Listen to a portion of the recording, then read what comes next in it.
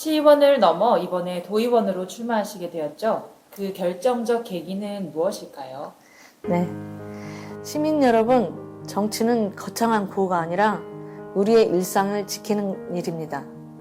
저는 시의원 시절 현장에서 답을 찾지 못해 발을 동동 구르는 이웃들을 보며 결심했습니다. 시의회 담장을 넘어 도의회라는 더 큰 무대에서 익산의 목소리를 대변하겠습니다. 조은이 말보다 발로 뛰는 정치인입니다. 단순히 자리를 옮기는 것이 아니라 여러분의 불편함을 해결할 더 큰 도구를 들고자 합니다. 익산에 자부심을 세우고 전북특별자치도 안에서 익산이 정당한 몫을 받을 수 있도록 조은이가 앞장서겠습니다. 인간 조은이를 설명하는 세 가지 키워드, 성실, 꼼꼼, 당당함에 대해서 듣고 싶습니다. 네. 저 조은이는 한마디로 표현하자면 새벽을 여는 성실함입니다.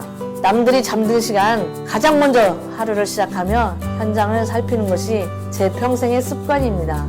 저는 사소한 민원 하나도 결코 가볍게 여기지 않습니다. 누군가에게는 작은 불편일지라도 당사자에게는 삶 전체의 문제일 수 있기 때문입니다.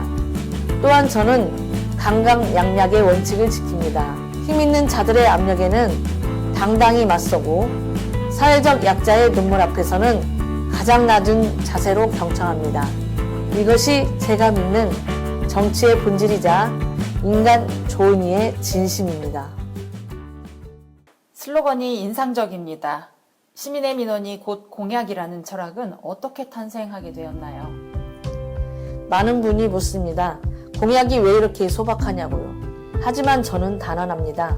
화려한 미사옥으로 포장된 거대 담론보다 시민의 손톱 및 가시를 빼드리는 민원 해결이 진짜 살아있는 공약입니다. 이재명 대통령의 타운홀 미팅에서 현장의 목소리를 즉각 정책으로 만들듯 저 역시 시민의 목소리를 실시간으로 입법화하겠습니다. 공약은 후보자의 고집일 수 있지만 민원은 시민의 절실한 요구입니다. 만족도 없는 100마디 공약보다 시민 한 분 한 분의 삶을 바꾸는 체감형 민원 해결사로 남겠습니다.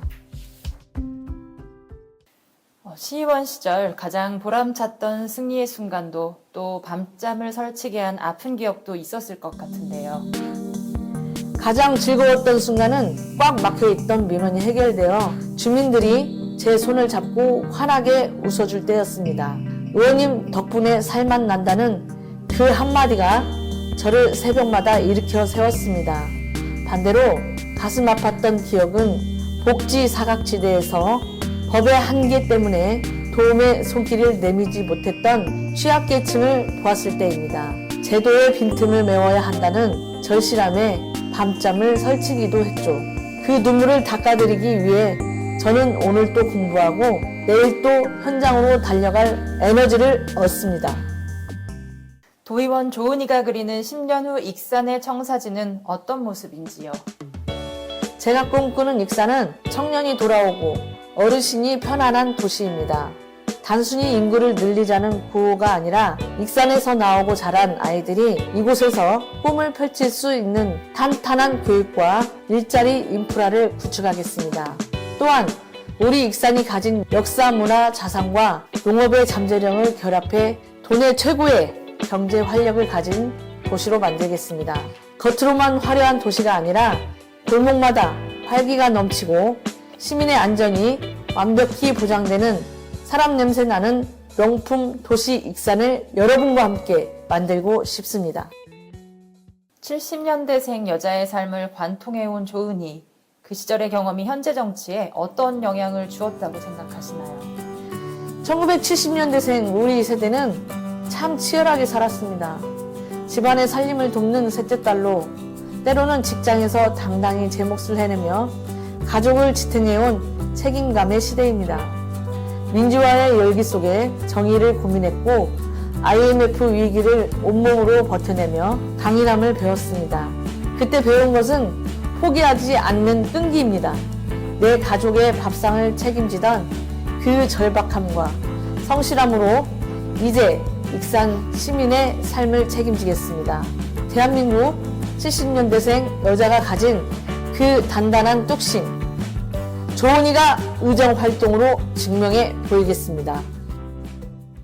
빗속 교통사고 당시 차가 폐차되기에도 농가 걱정뿐이었다고 들었습니다. 그 당시 상황에 대해서 말씀해 주시겠어요? 2023년 5월 기록적인 폭우로 농민들의 가슴이 타들어가던 날을 잊을 수 없습니다. 용동면 멜론 농가가 수몰되었다는 소식을 한걸음에 달려갔습니다. 물속에 썩어가는 멜론을 보며 함께 울었고 대책 마련을 위해 정신없이 돌아오던 길에 큰 사고를 당했습니다. 차는 폐차될 정도로 부서졌지만 제 머릿속에는 오직 우리 농민들 피해 보상은 어떻게 되는 건지 생각뿐이었습니다. 그 사고는 제게 가르쳐 주었습니다. 정치인은 시민의 눈물이 있는 곳에 목숨 걸고 있어야 한다는 것을. 제 흉터는 익산을 향한 제 훈장입니다. 예산 확보는 기본이고 또 바르게 쓰는 것이 핵심이라고 강조하고 계십니다. 상대 후보와의 차별점은 무엇인지요? 상대 후보는 다선 의원이라 예산을 많이 따올 수 있다고 자랑합니다. 예산 확보 중요합니다. 조은희 역시 도의회에 입성하면 그 누구보다 강력한 뚝심으로 익산의 몫을 확실히 챙겨올 자신이 있습니다. 하지만 더 중요한 것은 그 예산을 어디에 어떻게 쓰느냐입니다.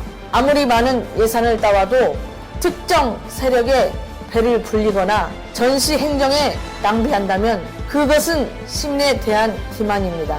조은희는 눈치 보며 줄 서는 정치인이 아닙니다. 오로지 시민의 행복을 위해 예산을 단 1원도 허투루 쓰지 않고 가장 필요한 곳에 바르게 쓰는 청렴한 일꾼이 되겠습니다. 강강약약의 기계와 당당한 정도 경영 조은희. 이 조은희를 지탱하는 인생의 격언이 있다면요? 제 인생의 좌우명은 시민이 주신 힘, 바르게 사용하는 일꾼입니다. 권력은 시민이 잠시 맡겨준 것이지 제 개인의 영달을 위한 도구가 아닙니다. 저는 정치적 이익을 위해 줄을 서거나 소신을 꺾지 않습니다. 오로지 시민만 바라보며 정도를 걷는 당당한 정치를 하겠습니다. 제가 존경하는 분은 이름 없는 곳에서 묵묵히 제 소임을 다하는 이 시대의 모든 성실한 시민들입니다. 그분들의 삶이 부끄럽지 않도록 저 조은희도 늘 정직하고 부지런하게 정진하겠습니다.